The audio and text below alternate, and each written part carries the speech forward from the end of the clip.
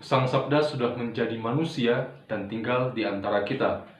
Para sahabat Sabda Hidup yang terkasih, kembali lagi berjumpa bersama saya, Frater Benny, calon imam dari Keuskupan Sintang.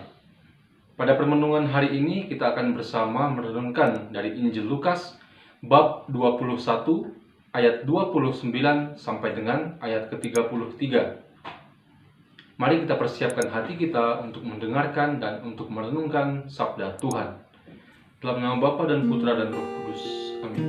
Semoga Tuhan beserta kita sekarang dan selama-lamanya. Inilah Injil Yesus Kristus menurut Lukas. Dimuliakanlah Tuhan. Pada waktu itu, Yesus mengemukakan perumpamaan ini kepada murid-muridnya. Perhatikanlah pohon ara atau pohon apa saja. Apabila kalian melihat pohon-pohon itu sudah bertunas, kalian tahu dengan sendirinya bahwa musim panas sudah dekat. Demikian pula, jika kalian melihat hal-hal itu terjadi, ketahuilah bahwa kerajaan Allah sudah dekat. Aku berkata kepadamu, sungguh, angkatan ini takkan berlalu.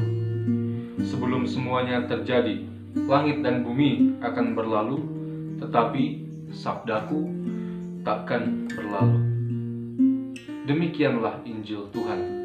Terpujilah Kristus.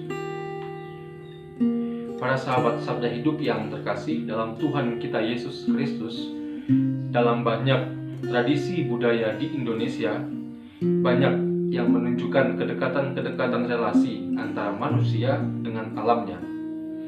Hal ini kemudian memungkinkan orang untuk bisa tahu kapan akan terjadi musim hujan serta kapan akan terjadi musim kemarau dan sebagainya.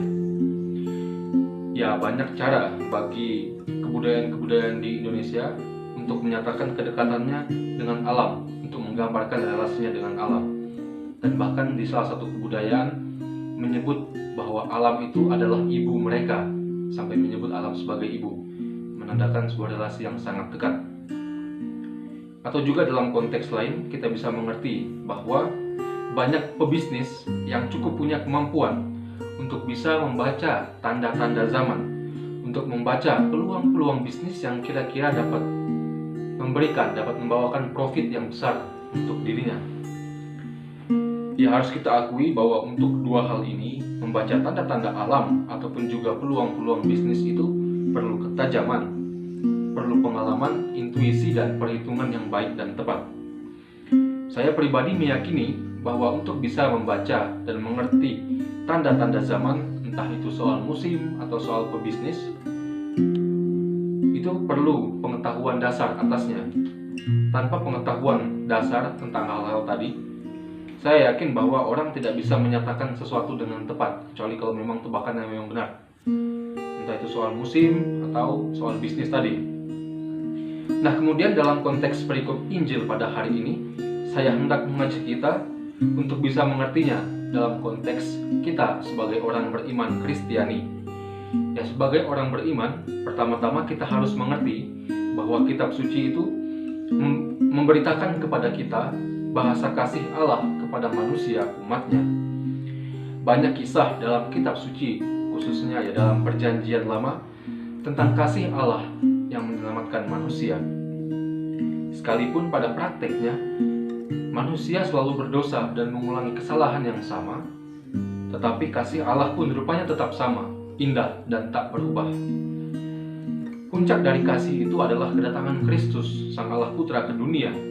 Ia datang sebagai raja, akan tetapi ya sebagai raja yang yang berbeda dari pandangan dunia pada umumnya. Ia menunjukkan kuasanya atas maut dan menang atasnya dengan bangkit kembali dari kematian. Ia menunjukkan dirinya sebagai raja sesungguhnya kepada manusia. Ia menunjukkan kepada manusia bahwa ia adalah sang kebenaran sejati, seperti yang tertulis dalam Injil Yohanes, "Akulah jalan kebenaran dan hidup." Ia hendak menunjukkan bahwa segala apa yang dikatakan olehnya berasal dari kebenaran, karena Yesus adalah kebenaran itu sendiri. Apabila kita membaca terus Injil Lukas, sesudah perikop ini, sesudah Lukas 21 ayat 29 sampai 33 ini. Setelah ini kita akan menemukan di sana kisah sengsara Yesus yang dimulai. Ya, sebenarnya kisah sengsara ini merupakan salah satu tanda tentang kebenaran akan sabda Yesus, di mana khususnya dalam Injil Lukas, Yesus memberitakan tentang penderitaannya itu sebanyak 3 kali. Ada 3 pemberitaan tentang penderitaan Yesus dalam Injil Lukas apabila kita membaca dari awal. Para sahabat sabda hidup yang terkasih, sebagai orang beriman, kita telah menerima dan mengimani Yesus sebagai sang kebenaran sejati. Kita menerima Dia sebagai Tuhan dan Penyelamat. Akan tetapi, acap kali dalam kehidupan kita, penerimaan itu rupanya ya masih sebatas formal saja. Masih sebatas formal.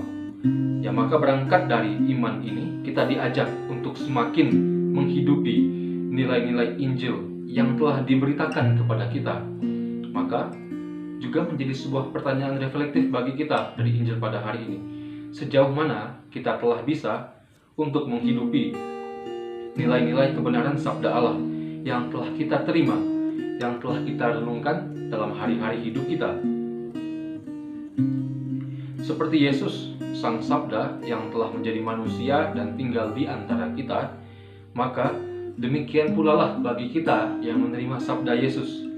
Hendaknya kita bisa melihat tanda-tanda ini, melihat tanda-tanda bahwa kebenaran akan sabda Yesus itu sungguh-sungguh benar, dan semakin menaruh iman kepada Tuhan, serta menjadikan sabda itu mendaging dalam diri kita, dalam kehidupan kita sehari-hari. Mari kita mohon rahmat Allah untuk semuanya ini. Semoga Allah yang Maha Kuasa mengasihani kita, mengampuni dosa kita, dan menghantar kita ke hidup yang kekal. Amin. Dalam nama Bapa dan Putra dan Roh Kudus. Amin.